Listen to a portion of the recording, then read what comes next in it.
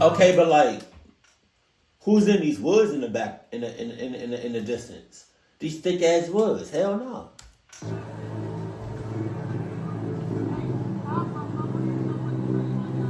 I can't play baseball because let somebody hit me with a baseball, I'm beating somebody's ass.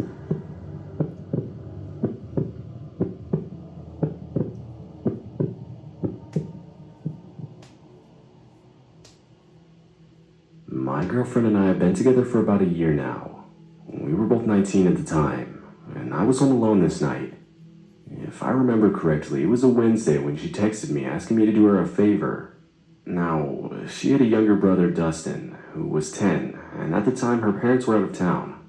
She asked me if I could bring Dustin to his baseball game and drive him back afterwards, as she was swarmed with homework, and she said she couldn't find time to do it herself. I, of course, agreed, as I didn't have anything planned that night, and Dustin and I actually got along pretty well. The game started at 7, so I showed up at 6:30 to take Dustin to the field. The whole layout of the place was really weird. You had to park in this parking lot and walk about 5 minutes on this path just to get to the field. We live in a pretty forested area, so the whole place was surrounded in trees.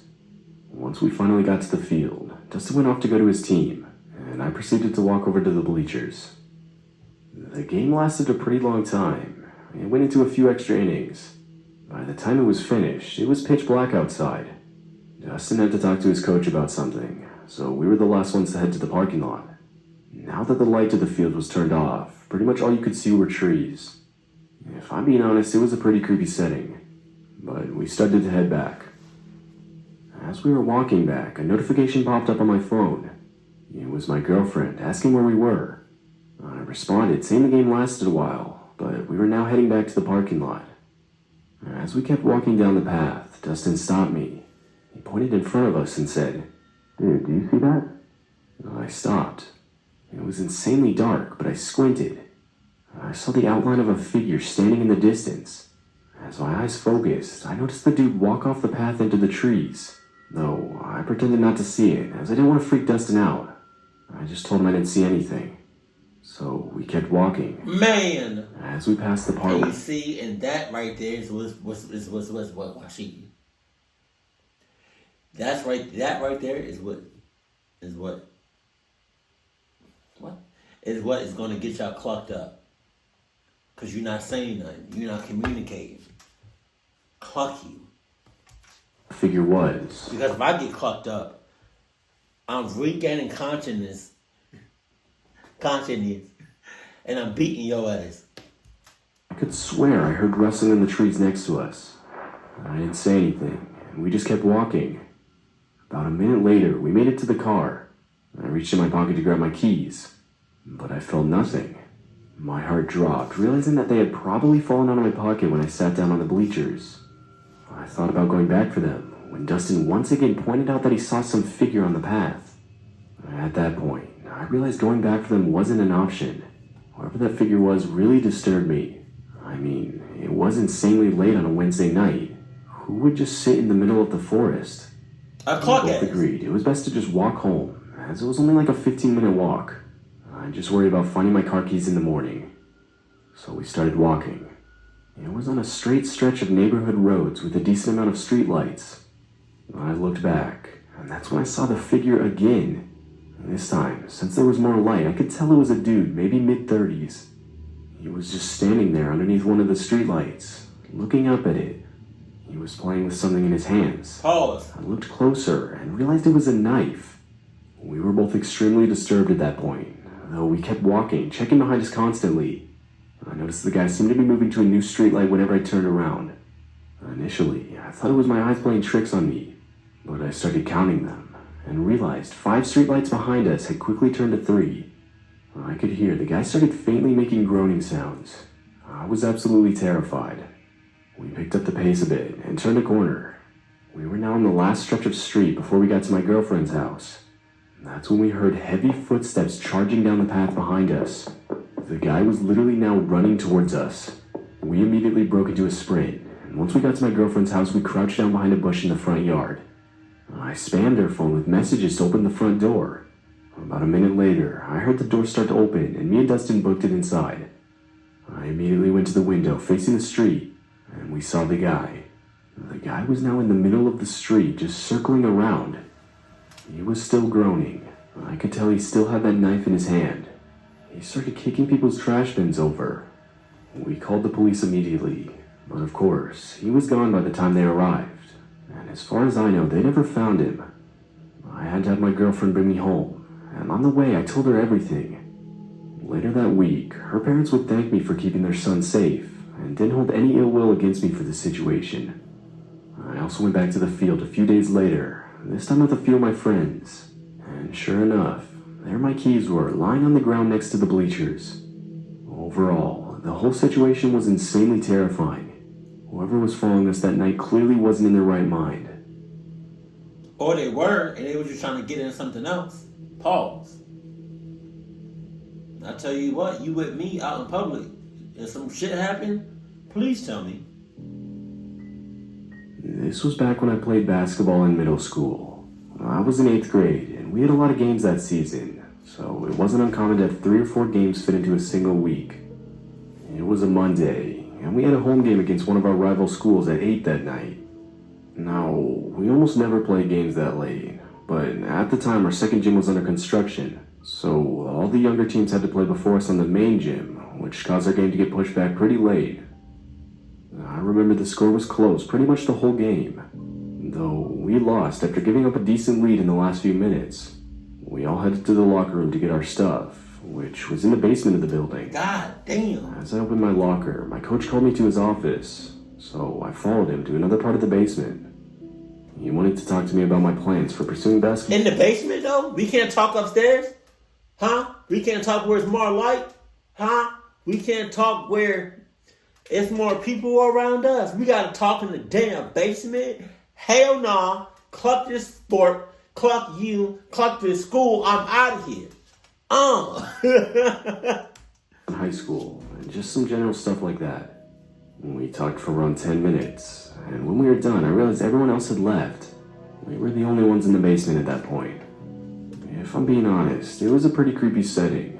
I mean, I do have classes in the basement, but that was always during the day, and never alone.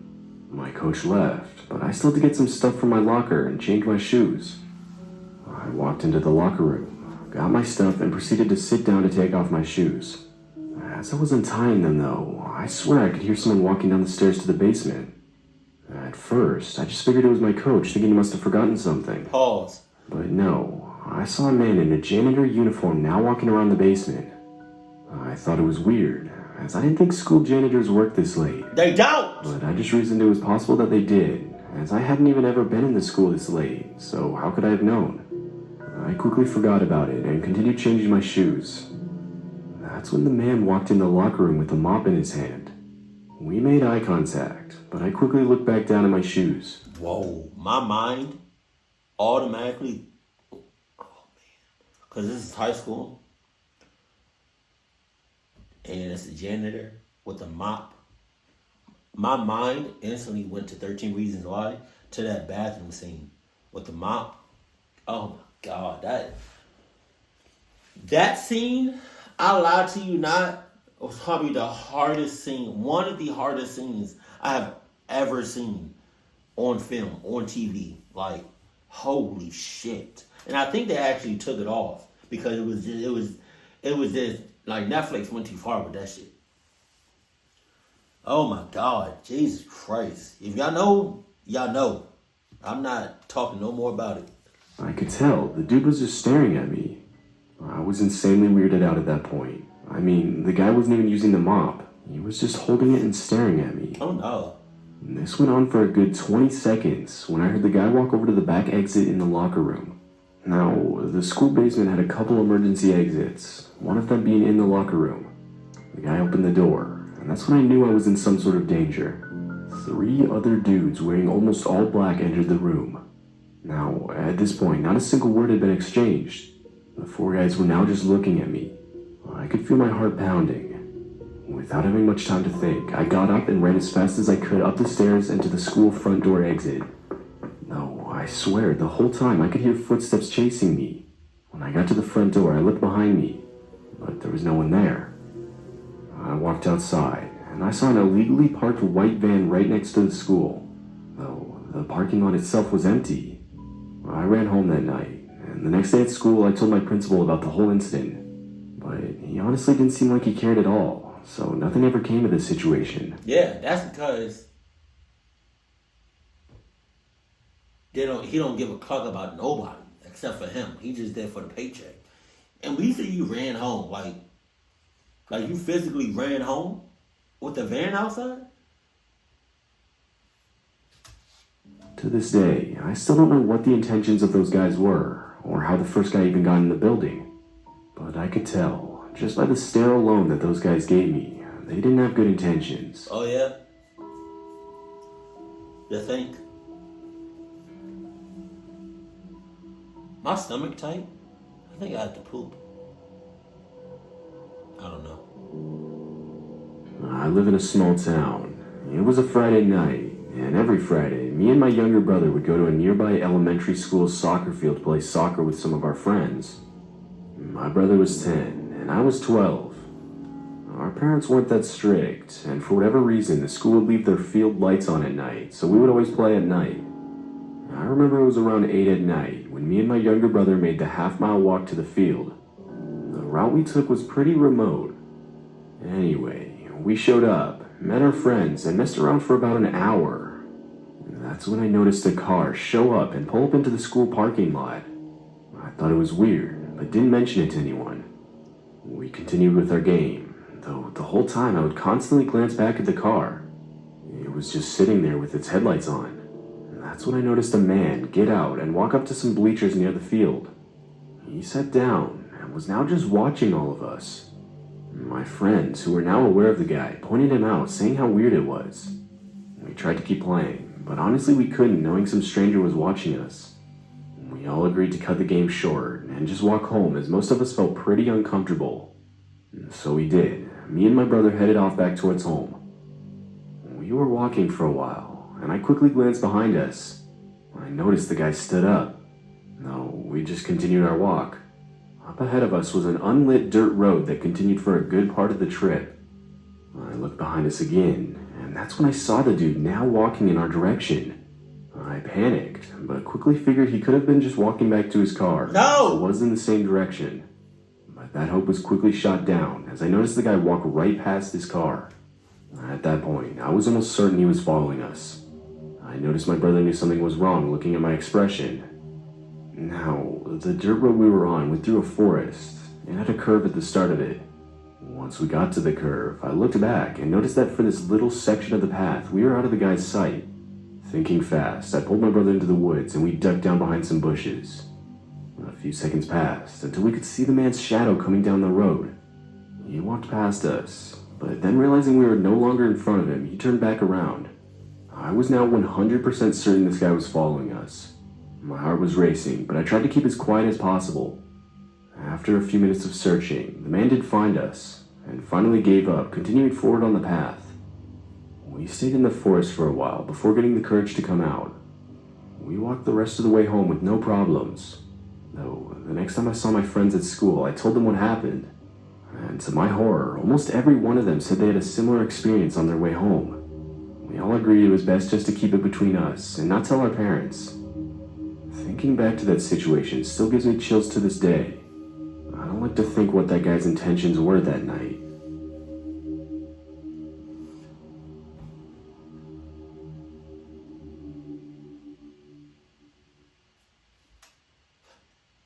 The next time you tour in the school, right, regardless of the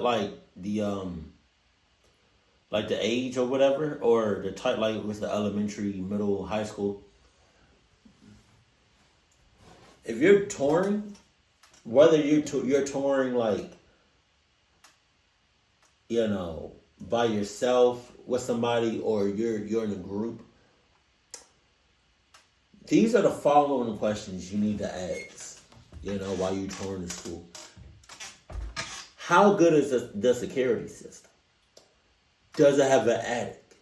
Does it have any crawl spaces? And does it have a basement? I think those are legitimate questions.